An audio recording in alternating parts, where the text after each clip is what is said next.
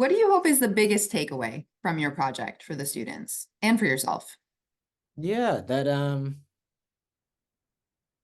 there are some things that are best studied in a group, you know. And there are some experiences that are made infinitely more beautiful by us engaging in them together. Like I think this would be a very different program if it provided individual funding for individual very bright students to go on archival trips on their own, right? And I think instead what we've decided, and this is the language we've used from the very beginning, is that we're an ensemble, right? We're here to push each other, even though we have different kind of disciplines and practices and interests.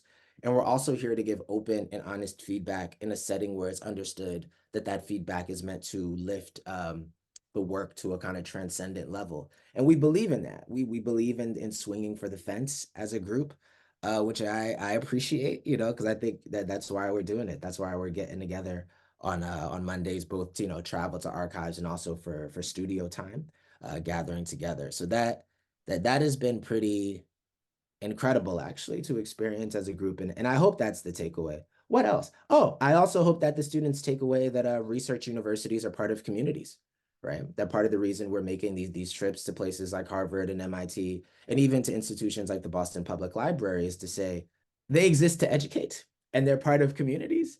And those communities have people in them that are owed something by these places. And I think one of the things they're owed is space and energy and time. And so I'm really excited to be, partnering not only with this first cohort, but also with my colleague at Harvard, Jesse McCarthy, who before he was an English professor was a high school teacher in Brooklyn. Before I was a professor at MIT, I was an arts educator doing spoken word workshops everywhere from South Africa to South London to the Bronx, where I was born. And so, yeah, for me, this is timeless work. And I hope students take away that this generation of academics really does care about them, not just when they're paying tuition, but long before they arrive on any college campus, if that's a part of their journey.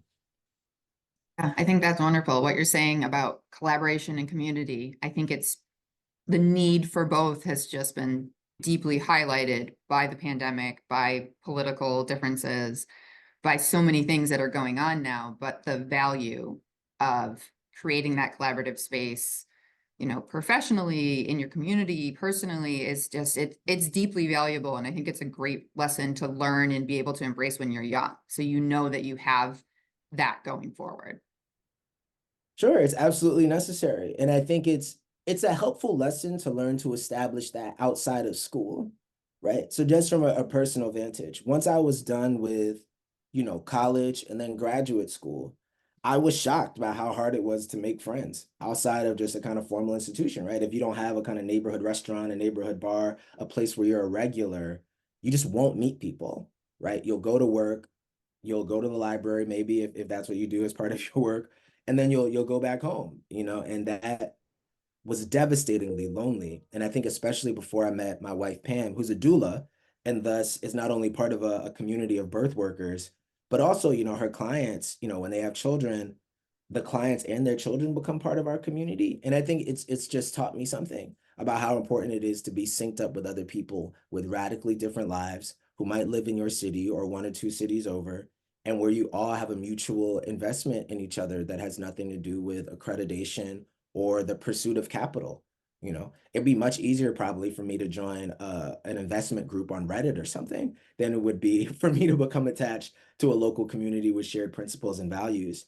And I just think it's important for us all to find those spaces across time. But for our students, I'm glad they're finding it, as sophomores, juniors, and seniors in high school. Because also a number of the students in my cohort, as far as I could tell, didn't know each other. Some did in advance, but others are now realizing, oh, there's another aspiring playwright at my school. There's another painter. There's another guitarist. There's another person who wants to turn poetry and fiction into machines, and invent things that once maybe only existed in the pages of literature.